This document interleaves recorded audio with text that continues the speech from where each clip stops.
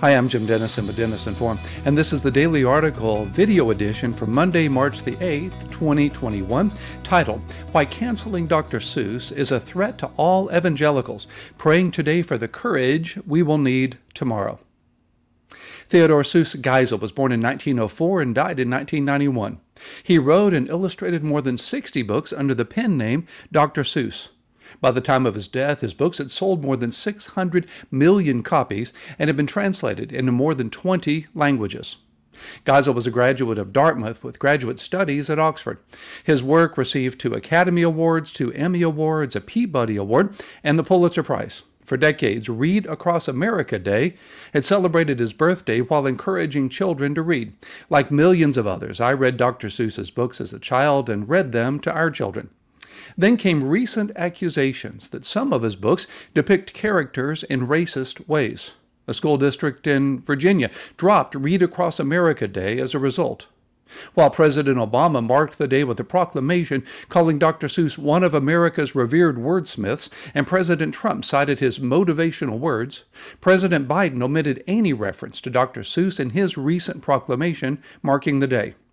In response to this controversy, the company that oversees the author's estate announced that it would no longer publish 6 of his books, citing what it called hurtful and wrong images. The company did not elaborate, but the New York Times reports that one of the books portrays a so-called Chinaman with lines for eyes who's wearing a pointed hat and carrying chopsticks and a bowl of rice. Another book depicts 2 characters from the so-called African island of Yurka as shirtless, shoeless, and resembling monkeys. National Review notes that another Dr. Seuss book seems to have been targeted for a depiction of an Eskimo and still another for an Arab-looking character. Then eBay joined the controversy, announcing that it would purge all listings for the 6 books from its site.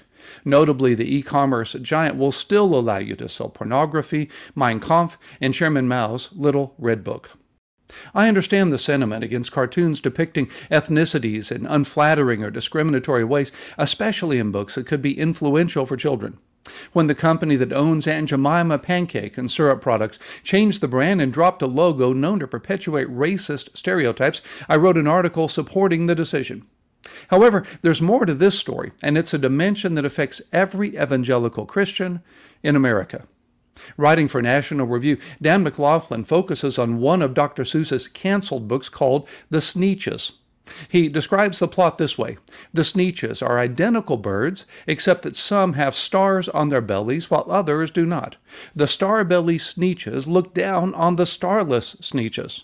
Then a monkey named Sylvester McMonkey McBean offers to add stars to bellies for a fee. Now that the star-bellied Sneetches are no longer superior, McBean talks them into removing their stars so that they can declare starless bellies to be the new grounds for supremacy. Eventually, everyone loses track of who had what, while McBean makes off with all their money. Poorer but wiser, the Sneetches abandon star-based classification altogether and live in star-blind harmony. Well, the moral is clear and compelling. We should not discriminate against others based on their appearance. A so-called star-blind culture would be best for everyone. Everyone deserves the same opportunities as everyone else. The book is so persuasive and its message so positive that in 1998, NATO and the UN distributed copies of the book in Bosnia in the midst of the ethnic conflicts being waged there. This was essentially the approach of the Civil Rights Movement. The Civil Rights Act of 1964 ended segregation in public spaces and banned employment discrimination on the basis of race, color, religion, sex, or natural origin. The Voting Rights Act of 1965 ensured that all Americans have the equal right and access to vote. The goal was a culture in which everyone has the same rights and opportunities as everyone else, what you might call a star-blind society. Well, that was then, this is now. According to McLaughlin, the Southern Poverty Law Center spoke out regarding the Sneetches this way, quote, The solution to the story's conflict is that plain-belly Sneetches and star-belly Sneetches simply get confused as to who is oppressed. As a result, they accept one another, This message of acceptance does not acknowledge structural power imbalances. It doesn't address the idea that historical narratives impact present-day power structures, and instead of encouraging young readers to recognize and take action against injustice, the story promotes a race-neutral approach." End quote. Well, here's the point. It's no longer enough to seek a world in which all Americans have equal opportunities with regard to voting, educational, employment, or other civil rights. Now we must be proactive in so-called canceling any oppression as defined by any person considered to be oppressed. We must identify so-called structural power imbalances and take action against injustice as defined by the Southern Poverty Law Center and similar groups. For example, the National Education Association has provided a list of books to consider as replacements for those by Dr. Seuss that have been canceled. It includes Ulian is a Mermaid, about a boy who wants to be a mermaid, and The Prince and the Dressmaker, about a cross-dressing prince. Tomorrow I plan to explain the worldview behind this movement. For today, let's note its danger for evangelicals.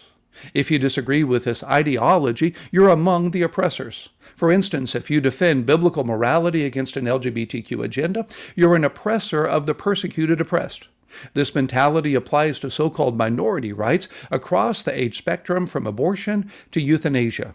This ideology is only going to become more pervasive in a culture that is deteriorating from our Judeo-Christian heritage to post-Christian to now anti-Christian.